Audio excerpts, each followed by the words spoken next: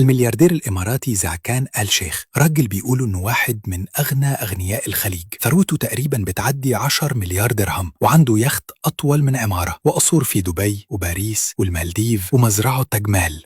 جمال مش عربيات. بس اللي قاله مؤخرا خلى الناس تفتح بقها من الصدمة. قالك الجمل بتاعي أصر عليا أعمله طاقم سنان ذهب فعملت له. يعني حضرتك مش بس بتكلم الجمل، لا كمان بتسمع كلامه. وهو قالك آية: عاوز بسم الله ما شاء الله طاقم لازوردي. الناس اللي بتتوجع من ضرسها ومش لاقيه تكشف في مستشفى حكومي، وانت يا راجل ركبت طاقم ذهب لبهيمه. يا زعكان، ما قرأتش الآية ثم لا تسألن يومئذ عن النعيم؟ عارف يعني ايه؟ يعني ربنا يسألك عن كل قرش طلع من جيبك، عن كل نعمه وكل فرصه وكل رفاهيه استخدمتها صح ولا غلط. عارف يا عم زعكان، مفيش مشكله تبقى غني ولا عيب انك تصرف على حيوانك، بس العيب لما الفلوس تقتل في قلبك الرحمه وتخليك تستعرض وكأنك مش شايف البشر اللي تحت رجليك. واحنا بنقول لها بوضوح: الفلوس ممكن تشتري لك عربية، يخت وسرير من ذهب، بس مش هتشتري احترام الناس ولا هتشتري حب ربنا. وساعتها الطاقم الذهب مش هيشفع لك ولا الناقة هتقول لك شكرا. الغريب ان زعكان الناس بتعتبره امير الرفاهية وبتقول عليه سلطان السفة، ومعروف كمان بانه ملياردير من نخب الخيال العربي، بيصرف على نفسه وعلى حيواناته اكتر ما بيصرف العالم على التعليم. الملياردير الاماراتي اتولد وفي بقه معلقة ذهب، وعاش حياته قصر عائم في وسط البحر